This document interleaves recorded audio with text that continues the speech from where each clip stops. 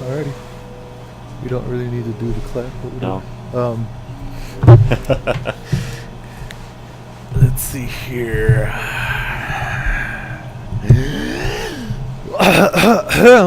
Welcome back to another little Quickcast, listeners.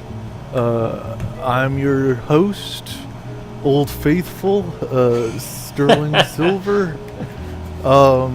We have here, as you can hear, our other co-host, Josiah. Introduce yourself, Josiah. Yes, Josiah Biggs here. I like long walks on the beach. I like staring at corgi photos in the middle of the night. I'm also a very desperate man, 25 years of age, so I'm almost past marrying age, so I'm really just trying to find anything at this point. So, send us an email if you'd be interested, with pictures, of course, to safpeoplepodcast@gmail.com. And with that, should we go into our week? Oh, this is Quickcast. We don't talk about weeks, Sterling. You're out of the loop, old man. Alright, fine. That's fine. So have you prepared So? yourself for my questions? Yes, I have. Okay. Why don't you fire away, Mr. Josiah? So this week we're going to be talking about food, specifically sandwiches. So Sterling, Yes. what is the ultimate sandwich? Lay it on me. Now that is a very hard question, sir. But if I had to choose What you do?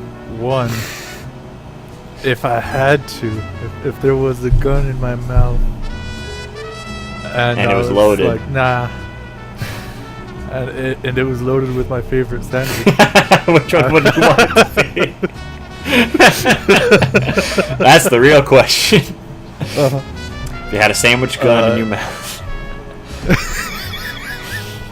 Like one of those t-shirt and a madman behind the trigger. I'd have to choose the grilled cheese. Now, I have to. immediate follow-up question. What sort of grilled cheese? Paint me a picture. Or Rather, the listeners. Okay. Alright, you got your regular bread. Any kind of bread works for me. I don't really care. Mhm. I'll choose the wheat kind for the sake of it. Whole wheat or honey whole wheat? Oh, jeez. I'll just put a regular old wheat. Okay. Because both of them are good. You butter them babies up, of course. Then you put down the one little slice of bread on the buttery side of your little skillet, or whichever you want to call it. Then you put any kind of bread. My favorite so far has been the Velveeta cheese. I think it's American jalapeno with like jalapeno stuffs in it. Put two of them, two slices on top of each other, then close that baby down. Sometimes if I want to feel like a big man, I either put like turkey slices or tomatoes, sliced tomatoes. Get some protein in there. Yeah, and close that baby up, and then Seal the deal. flip it, and then eat them. That's my perfect sandwich. Now here's another important thing. How do you cut the sandwich? Do you cut it straight down the middle, or do you diagonal? Well, Oh, okay. I never cut my sandwich, but if I have to, it'd probably be diagonal. Okay, fancy style. Okay. What about you, Josiah? Huh? Me?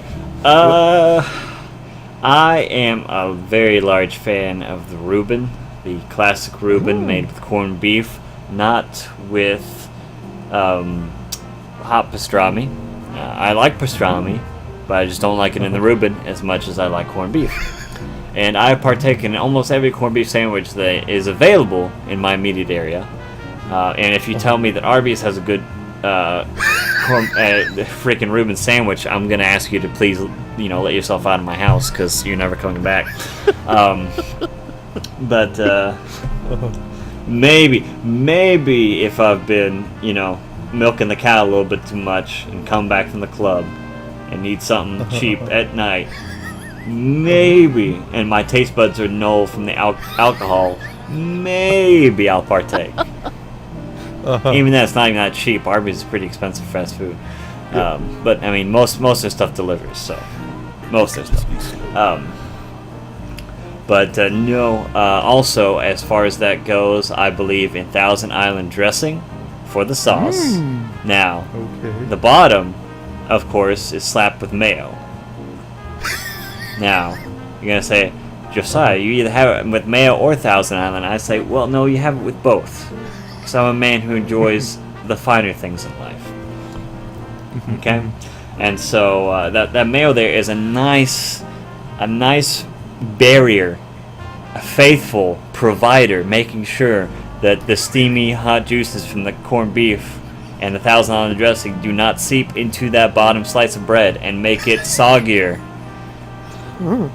than your girlfriend when you show her your Yu-Gi-Oh collection. And also, as far as bread goes, it's got to be marble rye bread, traditional. I'm talking about the sort of Reuben you go into freaking Spankelheimer's, deli in New York, and you just you ask for Reuben, you just say Reuben, and then they just hand you a sandwich. You don't even go to a counter. You just walk in the store. You just yell Reuben, and somebody comes up with a sandwich. Yes. And so that's my favorite. Of course, there has to be enough meat too. It's got to be just enough that I can get my mouth around it, And there's a place called Jason's Deli. You probably never heard of it because it's only here in the Southwest. Of course, excluding California. And they make a dynamite Reuben sandwich for the price. It's really good. So that's usually where I partake. They bring it to you. They slice it in half. It's big. It fills me up. It comes with free potato wavy chips and water. So that's all a man could ever need. Now, Sterling, now that we've gone over our preferred sandwiches, now here's the real question, though, or rather a better follow-up question. What's the best sandwich you've ever had? Laying it on me hard, though. Yeah. Let me see here. I'm slapping it on there like Velveeta. Oh my goodness. Which I could have a whole conversation about Velveeta just in itself, because it's not really cheese, just so you know. That's the truth. Let's see here. I think the best sandwich I've ever had would have to be from, I believe, Subway. Now follow me with this here now. Come on, bring it out. I asked the little person who puts the sandwich together. I say, hey, give me some flatbread. All right. Boom, right on the table, all pristine. Cuts it in half for no reason. I'm like, okay, fine. I guess I'll have a half foot. Whatever. I guess that's what I'm paying for. Yep. All right. Okay. Let's see here. I need some turkey breast. Get that baby on that sandwich. Get some Swiss cheese. Yeah. All right. Get some jalapenos. Now don't be greedy with them jalapenos, little person. Put it on there thick. Olives, gotta have them olives. Oh yeah, olives. Black. Gotta have a lot of olives. Black olives, right? Yeah. Then the slices of lettuce, put them on there, and then I believe. Let me see here. what did I order after that? Okay, let's see. Spinach. There you go. The big, huge, dark green leaves of spinach. Get them on that baby. All right. We're almost done. Let's see. No condiments because I don't believe in that stuff. It's not in my religion. You like the bareback sandwiches? Yep. All right, now put that in the toaster, baby. Toast it for like about, I believe it was about One two cycle? minutes, maybe? And then voila. And then I bit into that little half-foot sandwich, and I was like, my God, it's full of stars. Now I am also a lover of Subway's flatbread option. The only thing I don't like about it is that it has like a flour residue on it, and so if you don't have a drink with you and you bite into it, like that flour gets on your lips, and then it just kind of like grates at your lips, so you get like really dehydrated really fast. It has like this not a bad chalky taste, but like a little bit of a chalky thing afterwards. Yeah. And so that's the only thing. I wish they would just kind of like shake the flatbread before they give it to you. But I know the world's not perfect, so I don't expect that. No, yeah, that's definitely good. I can get behind that concept. My best sandwich experience is surprise, a Reuben. Didn't see that one coming. And it was from a place called the Keeter Center near my old college, and it's a 5-star dining restaurant. And I actually know the chef there, the head chef, Chef Robert Strickland, and he's a great guy. Of course, he probably never touched a sandwich, but I believe his heart and soul is in it because it's on the menu. And I mean, it was just a great Reuben, like I described earlier, just enough to fit in your mouth, like it just came fresh from a deli, a 24/7 deli, and also it came with sweet potato fries, and I think the mayonnaise had garlic in it too. It tasted amazing. And also had just the right amount of sauerkraut on there, so much that it didn't like soak my hands, but enough that I could taste it and enjoy it. It was that perfect amount. Yeah. You don't want too little. You don't want too much. You don't want more sauerkraut than me, because that's what they call highway robbery. I didn't come to eat vegetables when I ordered my meat sandwich. Okay. Yes. And I remember one of my old professors always talked about eating the Reubens there. So I'm like, one time I was in town after graduating. I'm like, I'm gonna eat a Reuben here, and I did. And I was terribly underdressed, and it was obvious, but they still fed me. So.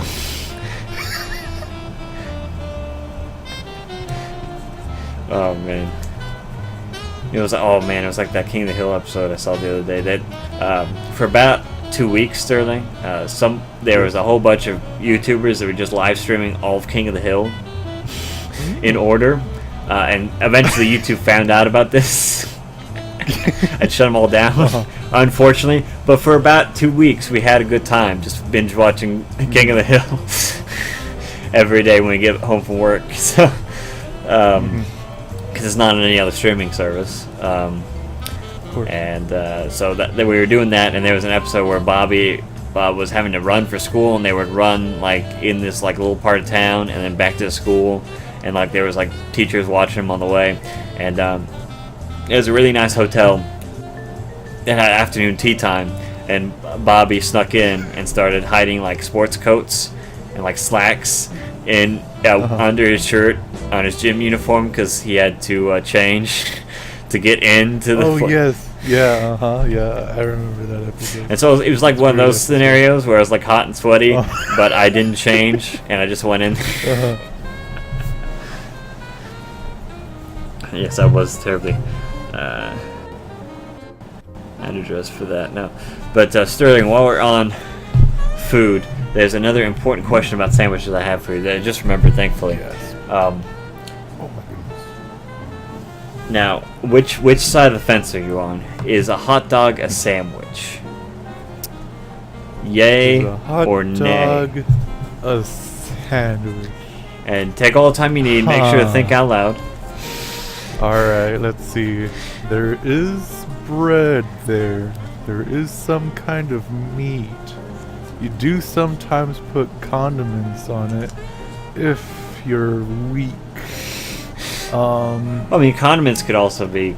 A hot dog could also be considered things like, like chili dogs. or, cheese or sauerkraut or things that wouldn't be typically thought of as condiments on a sandwich.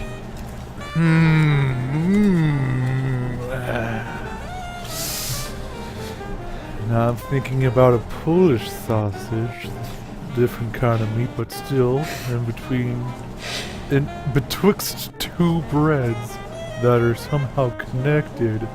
Now you could say the same thing about how Subway prepares their food, and they have one flat, long bread, and then they just fold it in half. Yeah, but they almost break it each time when they open it up. You know what?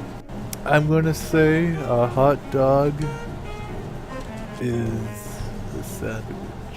Okay, good. Because that's what I think as well. And I had a heated argument about this once with a coworker. And I'm telling him, like, a hot dog, by definition, is a sandwich. It's meat in between bread. Yep. And so, by that logic, we also could say that a hamburger is also a sandwich, or a hamburger sandwich, as it's known in some of the older shops and eateries that you might go to. Uh-huh.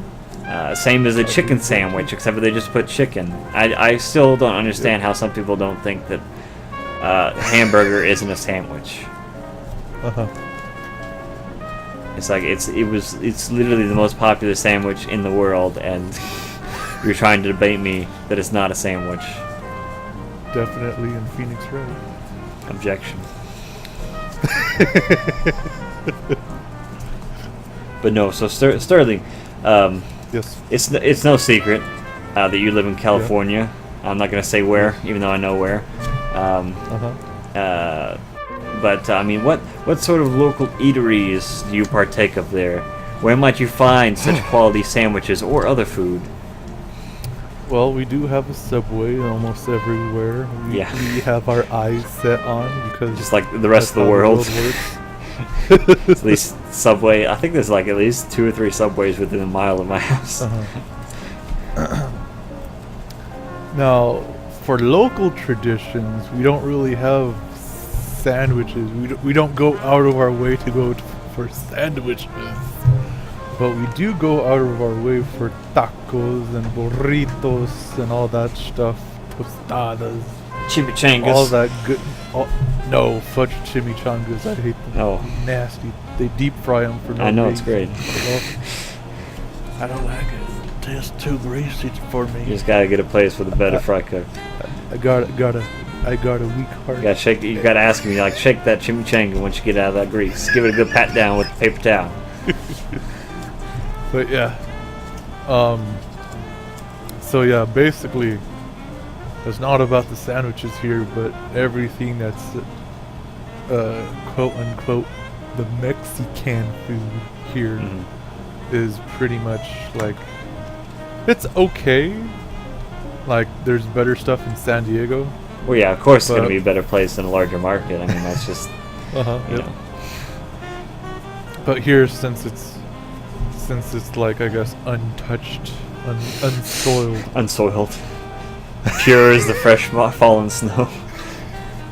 Yep. It's mostly about that. But we do have rallies, aka checkers. Oh yeah, I forgot they were called rallies. I've seen one of those since I've been to the East Coast. And even then, I think they're dying out in the East Coast. The spicy chicken sandwiches have always been fantastic from there, but I haven't had one since 5 years ago, but they're still there.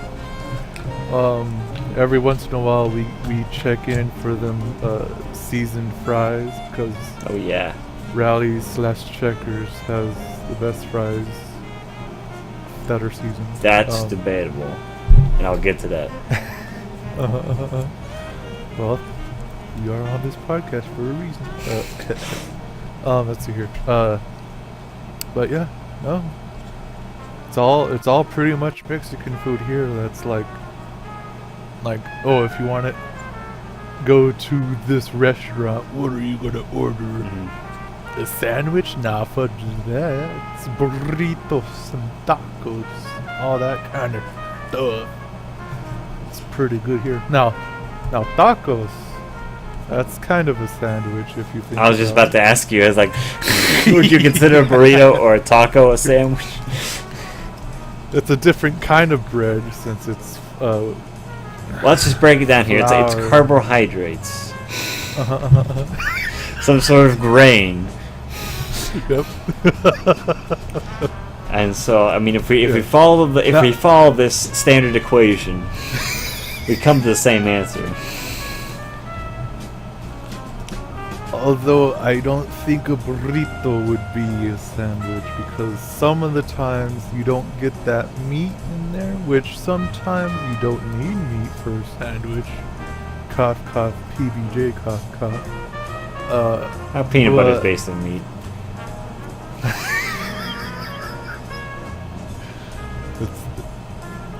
Peanuts are the meat of the land.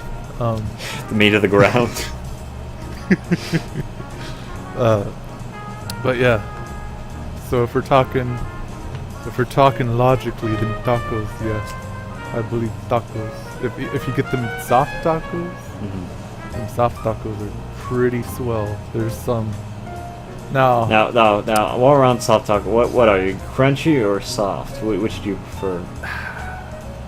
there are times where I can prefer either or, but the best ones that I've had are the chicken soft tacos from, I think, Johnny's Burritos over here that are localized right here. Now, Johnny's Burritos have a kind of reputation to them that they're not all that great, but everybody loves it. Cough, cough, not me, except for their chicken soft tacos. But everything else is like, wow, really? This is like, let's see here. It's as if a Canadian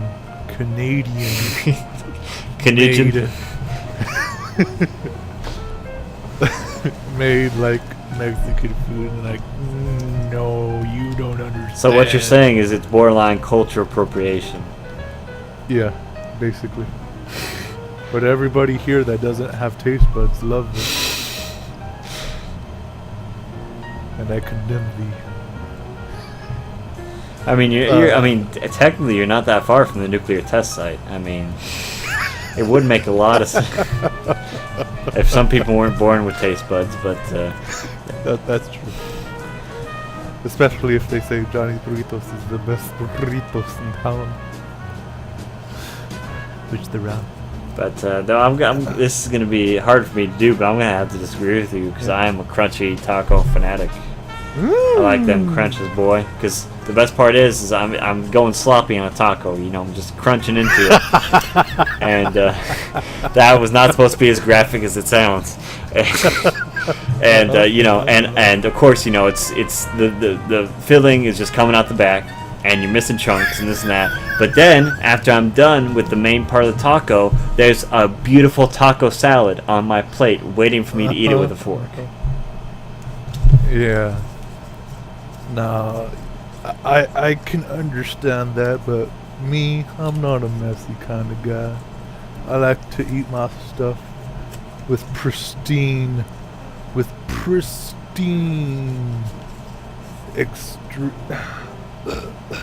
see here. What are the words that I'm looking for? Precision. There we go. If I get my hands dirty, that's a bad time for me. I'm not a germaphobe, but getting my hands dirty, I'm just like, you know what? I'm done. I'm done for today. But yeah, I can understand that. So what about you? Just anything local that's good for you? Oh, we got a lot of local stuff here. We got a lot of Mexican places too. A lot of small little hole-in-the-wall places. Because I too, I'm obviously not as close to the border as you are, but I am not as far as a lot of people that we know from the border. Oh yeah, and also just a little tangent. Well, not really, but on the other side of the border, Mexico. Oh my God, them tacos, burritos. Like, you haven't eaten anything if you haven't gone over to that border and passed it and said, "Give me some tacos, burritos," and you get some. It's just Say pollos tacos, por favor. yes. Oh man, carne asada, all that stuff. Oh my gosh. Oh my god. Okay, I'm done with my thing. But I mean, because I'm only like 8 hours from the border here, so we have a lot of influence. All over the place. We have a place near us called Cancun, which is a nice little place, and they have the best thing. I love it when I walk into a Mexican restaurant, and there's like 100 things, and they all have numbers, and you're like, this is a good place.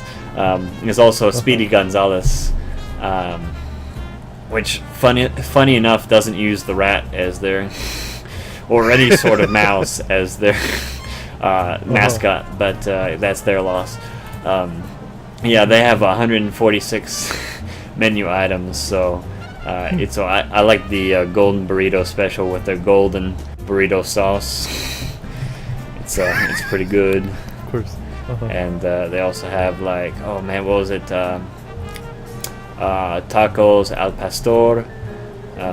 And the way they make it is, it's like, oh man, it's fresh, like freaking shredded pork and chopped up avocados, and like you squeeze the limes over those buddies. It has like sizzling onions in it, and you're like, woof. That was my favorite type of soft tacos right there. Yeah, because I could appreciate that. Yeah. But I mean, besides that, we just recently got a ramen place for the first time. It's 2017 finally. I mean, a lot of people don't understand about the Tulsa, Oklahoma area is that with our suburbs, we're about just shy of 1 million people in the greater Tulsa area, and so I mean, for us to only have a couple of good Asian places. Good, authentic Asian place. Let me say, there's a lot of crappy little Chinese places, and there's one Chinese place called Happy House that me and my roommate frequent. It's not even close to us. It's about 8 miles from the house. Wow. We go out there, all the way out there, to get the fresh stuff, because it's not my family. They only have 2 locations, and they're not. Neither of them are inside Tulsa city limits, so it takes us a while to get out there. Because we're nestled right next to downtown, which is nice for food options. There's always something new that we can go try. At least for now, until we try everything, and then run out of ideas and have to go back to the old places. There's also a lot of Greek places where we're at. A lot of Mediterranean. We have Papa Ganoush and Jim's Coney Island / Greek restaurant. Which all it does is serve Coney Island hot dogs in Greek and like 3 or 4 different Greek dishes. But it's one of the highest rated places in Tulsa, so it's also in a rundown shopping center. But let's see what else. As far as local places, oh yeah, there's another Mexican place we go to. It's Don Frisco's Late Night Tacos, and they're open from like 6 p.m. to 4 in the morning. So and it's great too, because they have like 50 different types of tacos. You can just order like a whole bunch of them in a platter. And you're just like, oh, I want a couple of number 6s and a couple of number 4s. and it's really cheap too. It's like less than $1 for each taco. It's amazing. And yeah, so anytime we're out late and they're like, "Oh man, I'm so hungry. Let's go to McDonald's." Like, no, let's go down to Frisco's, man. Because they know what's at, and actually they're making a location closer to our house, which I'm so happy for. Let's see. There's also a Cajun restaurant called Sam's. That's near us, but all it is fried Cajun food. So it's sort of Cajun, sort of not. And I think it's an old A&W store. Used to be A&W store. And yeah, so we've been there a couple times, and I like getting the fried shrimp po' boy sandwiches there. It's good. They just cut open that baguette, stuff shrimp, coleslaw in there, and put a whole bunch of tartar sauce, seal it up, put it on a hot press, and you're like, that smells good. Let's see. Oh yeah, they also we were in our new like food truck era here in Tulsa, and so in the last like 3 years there's been like a boom of food trucks. And so in order to have a food truck here, you got to have a physical location that also sells product, so you're not just some creepy guy in a food truck. They may or may not have had his facilities checked, you know, by the health and safety commissioner. And so one of these food trucks moved their location over near to us, and it's the Lone Wolf banh mi. I'm not sure if you're familiar with banh mi, but it's Korean food. It's a French Korean food to be. Oh no, it's not. Yeah, it's French Korean food. For when France occupied Korea for a little bit, they made the sandwich called the banh mi, which is just a baguette filled with Korean food. All right. And so yeah, I like getting the sweet butter chicken in my banh mi, and going to town on that. Also, they have hot kimchi fries, and although that gives me the toots every time.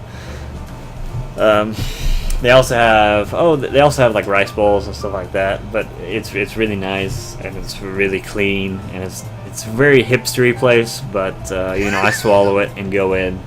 And just kind of hold my breath, and hopefully I don't have to breathe again, and then I get out without, you know, getting into the toxic air in my lungs. Yeah. But that's probably that. I mean, there's a lot of like little small places around us, but that's like the biggest hipster place in the world. Like, it's just like, and it's right next to the college too. I live right next to a college, and so it's just like constantly busy. Of course, yeah. And great food though, especially since Desi Walk got hit by a tornado, and so. That was the other great Korean place that was close to us. Well, it was like all Asian food, but hopefully they're back and running up here pretty soon. They had some great curry there. It was amazing. Why'd you have to get hit by a tornado? But yeah, we have a whole bunch of options and a whole bunch of like little cafes, and oh yeah, we have a place called Owls. It's a vegan place. Big Owls. I like to call it Big Gay Owls. For obvious reasons. Nothing against the owner. He's not gay or anything, but it's just like, oh, let's go to Gay Owls. You know? It's a health food place, and it's all vegan, and they do like smoothies and sandwiches and wraps and stuff like that. And it's only open from like 10 to 4 or 3, 10 to 3. So you can't ever go there to dinner, which is alright, because like, they don't have anything like the size and what you'd want for dinner. It's all like lunch stuff anyways, obviously, because they only open during lunch. But it's a nice little place for days when I just don't want to eat the meat. Go off the grid a little bit. You know. Yep. There's also a little place. Oh man, Ty's Hamburgers is a little place also near the college, and it's been there since like 1932, and it's part of like the old what's considered Old Brookside here in Midtown, and so it's I mean, this was back when like I mean, it's right next to Route 66 too. So I mean, like this is back when it was like a hippin' and hoppin'. All right. Like there's still billboards there, like in that little like half mile of town, because Route 66 used to be the only way to get around. And so even though there's no major highways there now, there's still a couple billboards. And so I mean that's just the type of place it is. It's like old, almost like old downtown area. And so we go into Thai's, and it's like, gosh, it's like a burger place back when McDonald's was being founded. Like you can see the guy in the back. You just look. You go up to order. She takes your order, and it's just they don't have French fries. They have curly Q's. Which is, you know, when you get the spud on the old machine and like curls it out for you for like the curly fries, they do that, but they just leave it as one long spool and give you the whole potato fried. Wow. And they just put a tiny bit of salt in it. It's really thin too, so it's really nice and crispy. But no, I mean, you just look in the back while you're taking your order. You see two guys back there. One guy is chopping up vegetables for ingredients. The other guy's on the grill. You see the meat out. Like, you actually see the meat. It's not preformed into patties, you know. You see the meat. Yep. And there's literally, like, a rack where they have, like, actual potatoes they use, actual onions, actual lettuce, you know. I mean, like, it's out there. It's, like, it's the most insane. Like, you know, you growing up going to fast food places, you know, you're used to just seeing, oh, okay, they did that. Okay, yeah. You know, it's an easy process. You know, a monkey could do it, you know. Make a burger at McDonald's, you know, in the back. It basically does everything for you, but here it's just like they don't need anything else. They just have their ingredients out, and it's not like prepackaged. It's not from some distributor. It's not, you know, they just went to the grocery store and bought it before they opened the store that day. You know. Yep. And yeah, that's great. They just have all they have is burgers, curly Q's. You can get a malt or a root beer float, and they have like just a tiny little fountain with like 6 different sodas on it. And you go in there, there's a pool room, there's a little arcade, like 3 or 4 cabinets in there. It's called the family room, and you can go in there and play pool while your order's getting ready. And they also have a big TV. It's a big old, like, I think it might be a tube TV. That somehow hooked up the cable. And it has all these neon signs, and it has all these historic like newspaper clippings up of like when new highways opened, and like where like of the area and everything like that, and all these old signs and companies used to be in Tulsa, and you know, it's like a Cracker Barrel except for all the stuff is real and not just fake antiques they make. So yeah, I mean that place is great. We go there for lunch a lot of times on Saturdays, and it's just open for lunch too. It's not open on Sundays, just Monday through Saturday. Open from 10:30 to 3, and so there's a lot of little lunch places around where I live. So it's a little sad whenever I can't go there while I'm at work because it's too far. But yeah. I get over it. I try to. So Sterling, what is your favorite place to go if you had to? And it doesn't even have to be where you live. Like what's your favorite restaurant? My favorite restaurant to go. Yeah. Now it's part of a chain, but Yeah. it's very specific in that it's not really owned by the chain. Okay, so it's franchise. Yeah. It's franchised out. Kind Yeah. of. It's owned by this one guy, and I mean it has the same kinds of like themes to it that every other one has. But I'm gonna say, deep in the brush of San Diego, in downtown San Diego, St. Diego. there's an ancient place the Mayans used to call Hooters. Now, Hooters, I don't really care anything about what it is, but eons ago, I'd always go because what's the best burger I ever had? Oh, Hooters, there you go. I always go there for the burgers, and boy, And you stay for the buns, huh? boy howdy, them burgers were the best things I've ever had. And man, oh man,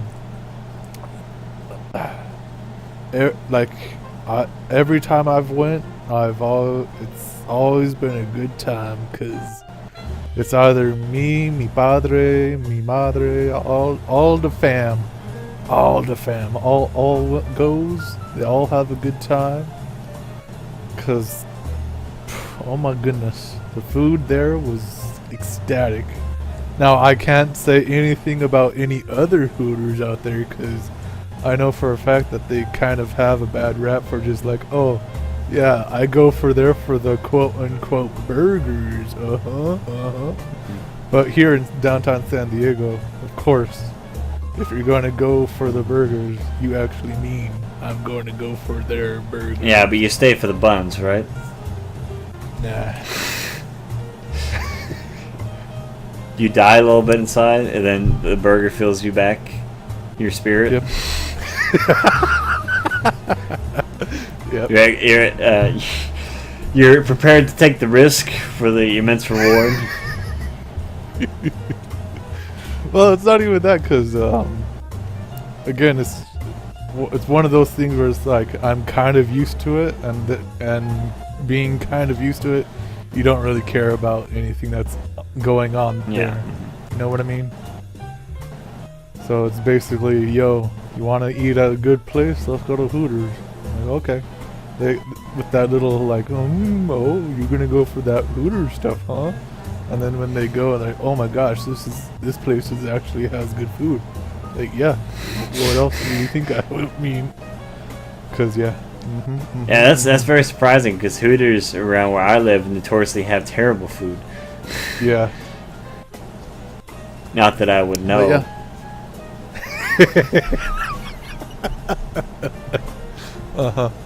So what about you, Josiah? Man, Your favorite place? my favorite place. That's a good question. I should have been thinking about that when you told me. That probably would have been a good idea. Too much about Hooters?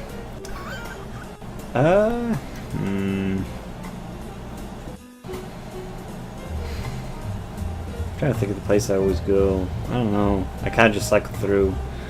Let's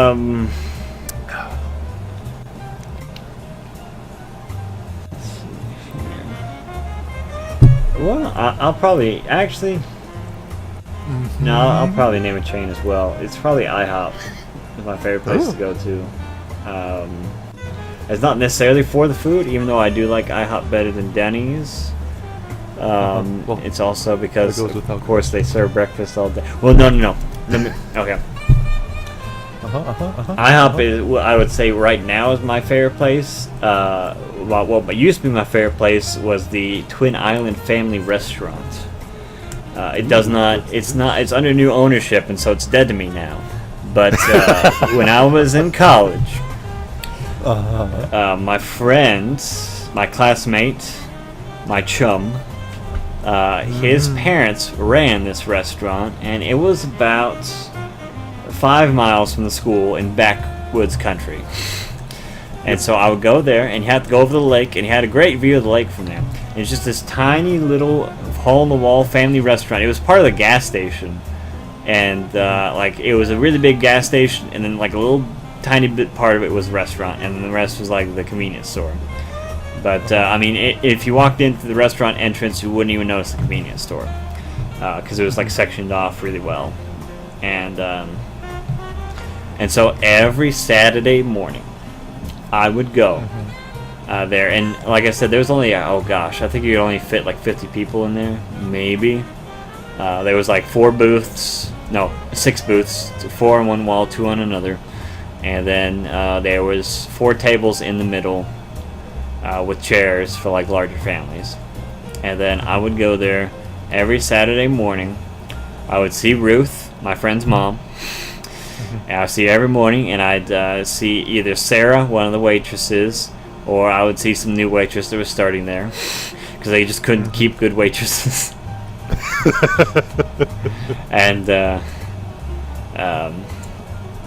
and I would go, I'd go there every Saturday. I'd get on my jeans, I'd put on my cowboy boots, I'd grab my newspaper, I would drive out there, and I would sit down, and Ruth would say, "Oh, hi, Josiah, sit wherever you like." And so I'd go down, I'd sit in the booth, I'd take on my newspaper, and she's like, "Okay, do you want the same thing?" I'm like, "Yeah, I want my same thing." Or if it was a new lady, I would wait for her to, I'd carefully eye her, and then wait for her to, I'd come over to me, and she's like, "Oh, what would you like?"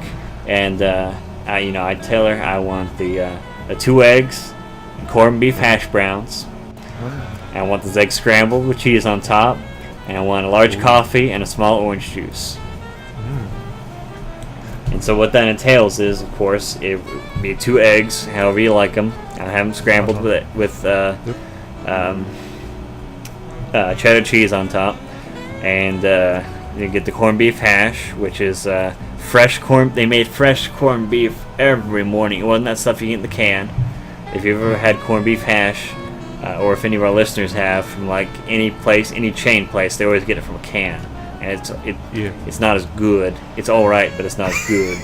But this is fresh, like it was a fresh cut of like corned beef mixed with hash browns, and then they'd also give me a side of toast as well. And so, and then of course, while I was waiting, I would get my orange juice, my large coffee, and I'd start reading my newspaper. And I'd just sit there and I'd just read through my newspaper. I would get done in about an hour, and then I'd just go back to school and go back to my dorm. Or if I had to work, I'd just go to work. And I'd do that every day for 2 years. Almost every Saturday that was there. And that was my favorite restaurant. And man, oh man, they had a club sandwich and knock your shoes right off you. Great. It was just a little family cafe. Really cheap too. I love taking my friends there. Sometimes I'd bring one of my buddies there and we'd talk in the morning. So I was bring like one of my friends, Josh or Chris, and we go up there and just hash it out because there'd be nobody in there except for deer hunting season. You see a couple like father-son pairings there, like in camo, like just about to go out to hunt or just coming back from an early morning hunt and wanting brunch. Because usually I didn't get there until about 10 o'clock or 9:30. I'd usually have brunch there or late breakfast, and so that was the tradition until unfortunately Ruth had to sell the restaurant. Just wasn't being profitable enough anymore. I wasn't pulling my weight. And now somebody else owns it, and it's terrible, and it's a dead institution. Wow. But besides that, IHOP, of course, would be my second because it's all really good food. And whenever I would go after we would host fights with my fight team, we would all go out to IHOP at like 2 in the morning after packing up the cage and cleaning up the stage and everything like that. After cleaning up whatever venue we used and packing up everything and taking it back, we'd always go out to IHOP and just have a great time. It was always all smiles and jokes and just late night shenanigans. And that's probably the happiest restaurant. The restaurant which I've experienced the most happiness. So, in fact, that's where I take a lot of my first dates is to IHOP. Just because I'm so comfortable there.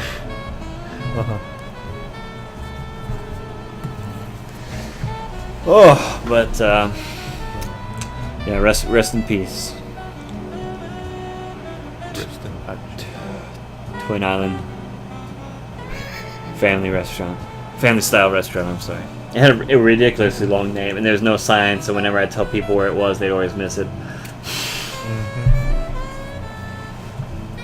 Because it was at the top of like this little hill as well, and so like you'd be driving up this hill and you couldn't see anything, and then you see the gas station and people would just pass it because the restaurant's like on the far side of it, like near where the lake was on the backdrop. and so it was not the easiest place to navigate sometimes, especially because like the speed limit there was like 55, so people were just zooming on past it. But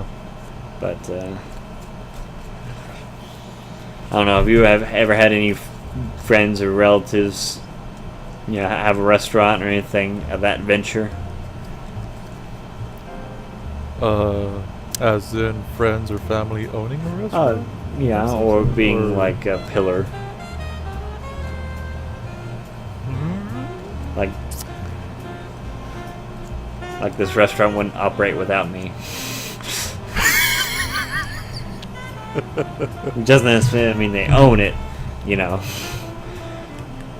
No, not really.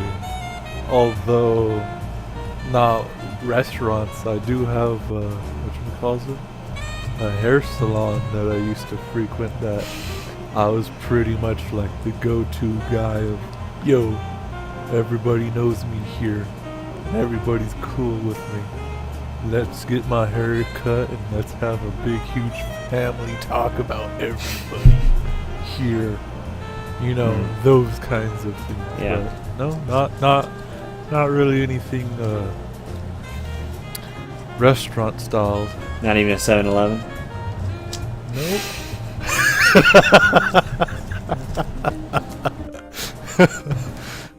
I wish. Yeah. We don't have any 7-Elevens out here anymore. They got destroyed in the convenience store wars out here. So. Now Taco Bell owns them all. I wish. They actually have that fancy Taco Bell now in freaking New York City. Have you seen that? The concept? No. I don't know if they shut it down or not. Gosh, let me look this up real fast because this is really interesting. I think it was 2014, 2015 when they made the fancy Taco Bell. It was either in Las Vegas and New York. Yeah, there you go. Fancy Taco Bell.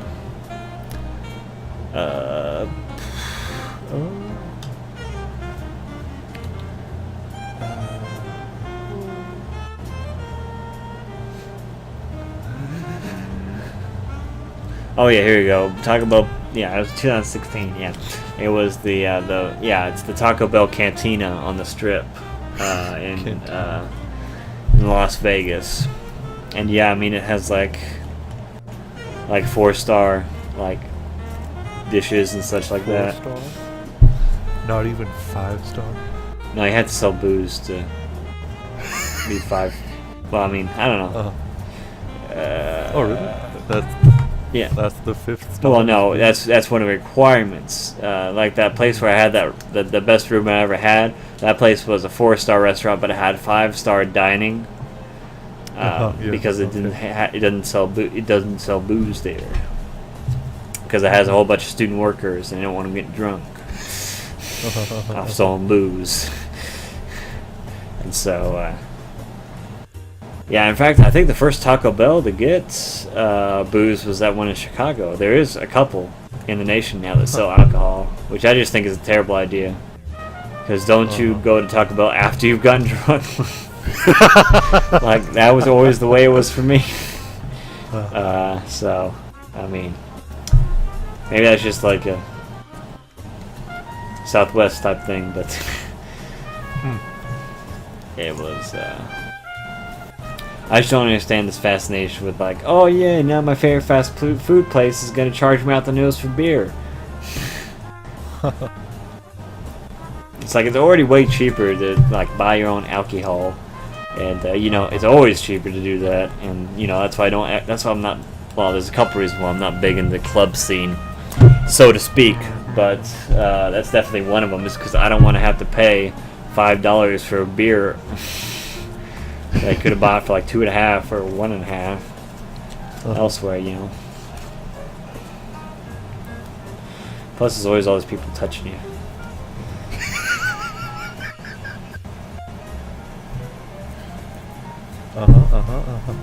But no, yeah, it's just become this like little fascination because like over in Europe, like a whole bunch of like every place, everywhere sells alcohol. Yeah. But so with the whole like. separation of food and beer here. It's it's a little bit different, and it's like some people have been. McDonald's has also been kind of messing around with the idea, kind of hinting nothing actually serious, and I'm like, that's just terrible. Same thing with like McDonald's delivery. It's like, wow, what? yeah, there's a couple McDonald's that have tried out delivery now, and so is Taco Bell, yeah, in a couple select locations where they could test out and kind of beta test it, you know. And it's just like, why? Like, I can barely get over to the McDonald's near me and have to sit for like 6 minutes just to get a chocolate shake. And why would you now hire more people to make mildly better profits? It will barely support those new hire drivers. No, apparently they're just trying to. Basically, what McDonald's has been trying to do, or so the rumors floating around, is that they're trying to get rid of the sit-in aspect, in which it's only a drive-through and delivery. But then again, I mean, how will homeless people get on the internet? Or how will people who don't have internet at their house bring their entire desktop for free Wi-Fi? Or where is my child going to throw up at? You know, all these questions need to be answered before they take the next step, you know. Yep. But, I don't If know. I want my child kidnapped, where could I go now? That's Walmart. Oh, man. I gotta tell you, like, literally, like, it was, oh, man. I was in college. And I was at the Walmart. There's only one good Walmart. There's a creepy Walmart that was like old, from like it was like built in like the 70s and has a weird layout. Yeah. And they made it into a super Walmart from being a regular Walmart. So it looks weird inside and is all like out of order. And then there's the new Walmart that everybody who's civil goes to. Like the old Walmart is like where I swear it's like just where the goth kids like congregate, because there's always people like those goth pants with multiple piercings everywhere and like weird shaved heads. I don't know if there's like a cult or something. I don't know. You always see them. It's that and grandmas. Like grandmas go to that old one as well. And all the tourists went to like the old one who didn't know any better, who were the older tourists because they didn't know there was a new Walmart. And so I'm going to the new fancier Walmart. This laid out just like the one back home, where I'm at now. Like it's good, it's clean, it has the same layout. I know where everything is. It's hunky dory. And so I'm at the Walmart. It's like 11 o'clock at night. I'm picking up some groceries. I just got off of work and I wanted to get some groceries before I went home. And so I'm picking up some groceries, getting some stuff, and there's just like this little kid, like 5 years old. And I'm like alone in this whole section of Walmart. And I'm like, and so I'm looking and there's no parents. And I'm like, are you lost? And the kid just doesn't speak to me at all. I'm like, are you lost? Doesn't speak to me. And so I go grab an associate, and the associate just like doesn't even recognize my existence. It's like, okay. And so I was over in the grocery section, and the mother was over in the electronics section. Wow. And I'm just like, Amazing. if this wasn't this town, like, you would have been gone. Like, cause this, I mean, the college town I went to was pretty nice. Like, no, like your car didn't get broken into, like, as long as you didn't like leave it out like in the middle of a field, obviously, or somewhere, you know. I mean, I could leave my car at that Walmart and it would be reasonably safe for a couple days, you know. And you know, I mean, like I could, you know, there's a certain amount of you know, safety within. Nobody really messed with anybody. There wasn't a very high crime rate. There was a little bit of a homeless problem. But, I mean, they were just like a nuisance. They weren't really like enacting any crime, so to speak, you know. You know, but, so, you know, it was a relatively safe place. And whenever something did happen, you know, it was really like a shock. And it didn't happen like at all. Like there wasn't any like big busts or anything like that. Like, the worst thing was like people basically making meth, you know. Which is just the continental United States now, so it doesn't even matter. Of course. But there wasn't a lot of petty theft. There wasn't, anything like that. So I mean, if this wasn't, in Nice Town, USA, this kid would have just been like gone. Like he would have been, he would have been halfway to Mexico by now, and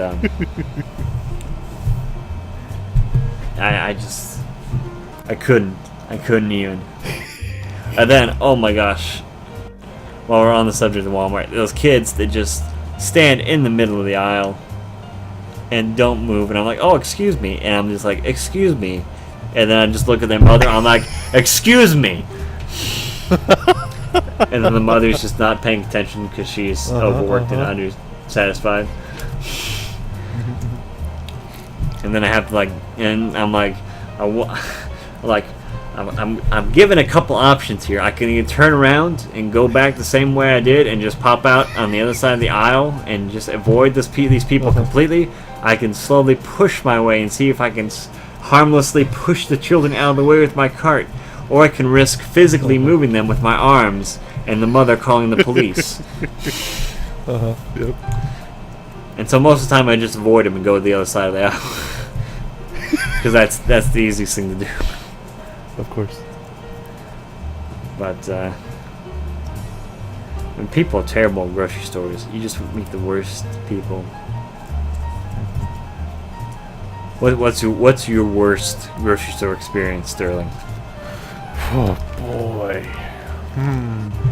Well, if you have to think about it for a second, I have a good story that just happened recently. I have one right off the bat, but it's me when I'm like, it's fine. Maybe 4 or 5 years. If you remember old. it, it's great.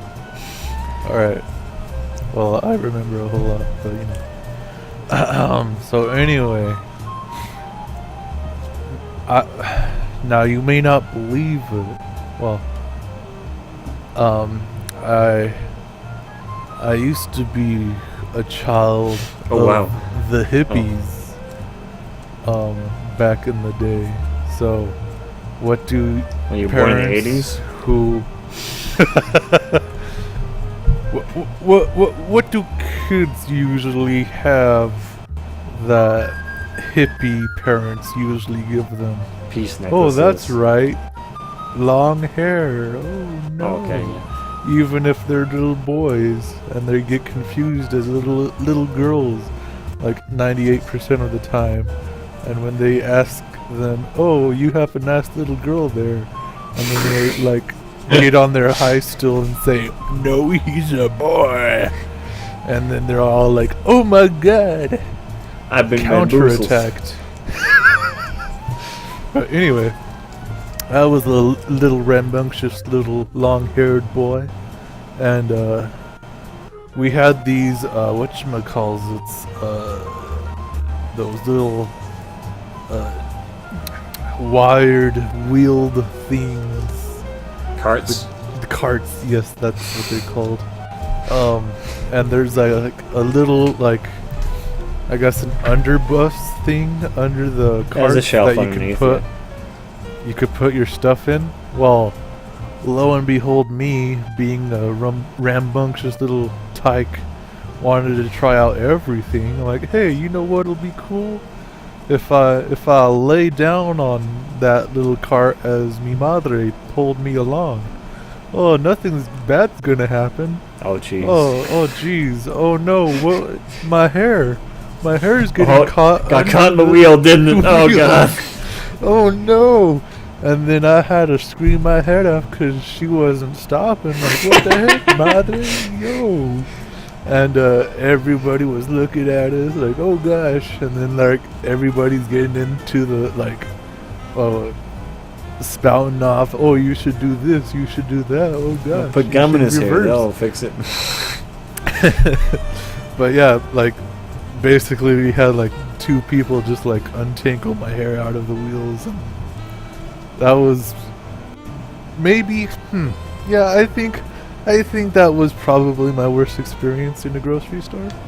Just doing that. What about you, Josiah? This is recent. In fact, it just happened yesterday. So I am at the grocery store. I get there around 10:30. It's just after the early birds leave, before the afternoon people get there, and so there's only about 30, 40 people shopping, so it's a light crowd. It's nice. It's cool in the morning, and so I get there. I go, my first thing, I'm like, okay, I need fruit, so I'm gonna go get fruit. And I'm like, okay, I want to get the apples that I like. And so I go to the apples, and there's this wife and her husband. Her husband's like leaning on the cart, and her wife, and they're just completely covering all of the apples. Wow. In which I cannot get at them without interacting with these people. So I'm like, oh, okay, I'll just say excuse me. And then I hear what they're saying, which was easy even from a distance. They were arguing about something, and I hate to be stereotypical, but this was a family of black people, a couple, and so the the old man looked like he was off of Mumford and Sons, like wow, the gray hair, right. and he's like leaning on the cart and had overalls on. Okay, all right. And like the wife was just picking up every damn apple and like just going from each one and just completely taking up the whole thing. And they were arguing about something like loud, like it was really quiet there because there's just a couple people, like 30 people there, and you could hear them, anywhere in the store. And so I'm just like, okay, well, I'll just avoid this. And so I go and I pick up my broccoli, and I'm like, some broccoli. And then I go and I get some pears, and I'm like, because I need another fruit besides apples. And I'm like, oh, the pears are on sale. And so I come back, and they're still at it, still arguing about apple and picking up every single apple. And so I'm like, oh, okay. And I'm like, oh, look, there's chicken breast on sale. So I get some chicken breast. And then I go over and I'm like, oh, yeah, I need some potatoes and some onions. And so I get potatoes and onions and come back. And they're still there. And this has been like 15 minutes. She's standing there in front of all of the apples. Just like taking up both of them just taking up all the space. People avoiding them. And so eventually I go over, I'm like, oh, I wonder if they got any sales in the bakery. And then by the time I came back, they are finally gone. And I finally got them pink lady apples. But they messed up my groove. Because I go, I make a loop. I go from, because you come in and there's registers right there. And then so you come in, and then I go and I get the thing in the furthest corner, and I make my loop around.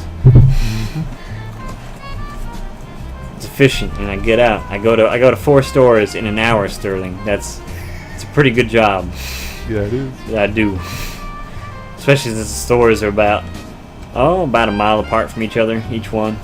And so, and the furthest store is about 4 miles from the house. So, I mean, I do a pretty good job. I know where everything's at. I know what I need. I got my list. I get in. I get out.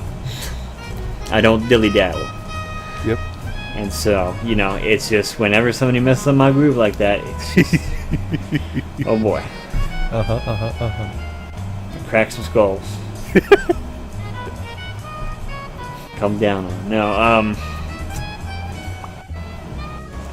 oh man, no, probably the worst experience I had at grocery store, same grocery store I just spoke about, and they were doing a display, and mind you, this is a grocery store I worked at, like after college, like I worked there for like 3 or 4 months before I got a good job, and so I, at certain points I knew a lot of people there, and not so much anymore. I still know like 2 people that work there, and they give me the good stuff, of course, but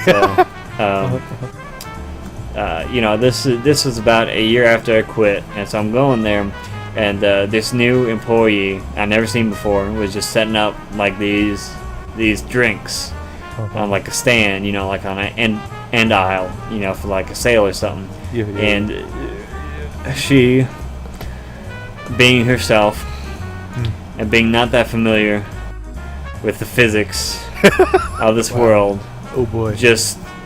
So everything they do there is always in 3 tiers, and so it's like me being a big old boy, 6'4", can reach the top of those easily, and so somebody who's just about under 6 foot, like 5'8" or 5'10", it just has to get on tiptoes, and they can reach them pretty easily, So it's not too tall, but she wasn't tall. or even average size for a girl. And so she's on her little step ladder, and she's putting up those drinks. She's putting them up on the top one, and unfortunately for her, you see, the way that the stands are set up, it's tiered underneath, the support. Yeah. And so usually you go from top to bottom, making the tier, because you only have to put a couple on top, and then you put more, and then it makes it work easier because you're already done with the top. No, she had already put the bottoms in, finished the middle, and got the top, and was working on the top. And so what does she do? She's on her tippy toes, and she slips a little bit, grabs the bottles on the top that she's placed up there, and just yanks half the display down, and just spills everywhere. Wow. Like I'm talking a fourth of the store is under this pink lemonade. Wow. And I'm just like, I really like these shoes. Why'd you do that? And oh man, look on her face, because it was busy. Like there's like 100 people in that store, boy. and then you're just like, and then the waves of pink lemonade go out, and she's just there covered in it. Oh man. I just felt so bad, even though it was her own fault for being so short.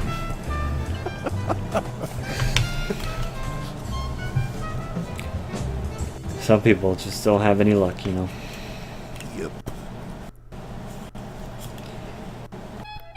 But Is it high time we should wrap this little thing up? yeah. Alright. Or should we sandwich it up? Oh, sandwich it up? Let's hot dog it up. Let's taco it up. Now Sterling, here's the weird question: is a corn dog a sandwich? Corn dog? Oh, a corn dog. Let's see here. You know what? No, I don't know what. I think when a sandwich can have a toothpick on the top, a corn dog has a stick in through the middle. I believe so. I believe that is a sandwich. All right.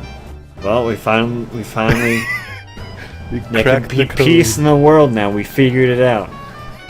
A corn dog is a sandwich. And with that, goodbye, people. Goodbye. Have a good week. Yeah. Bye-bye. Bye-bye. Alrighty.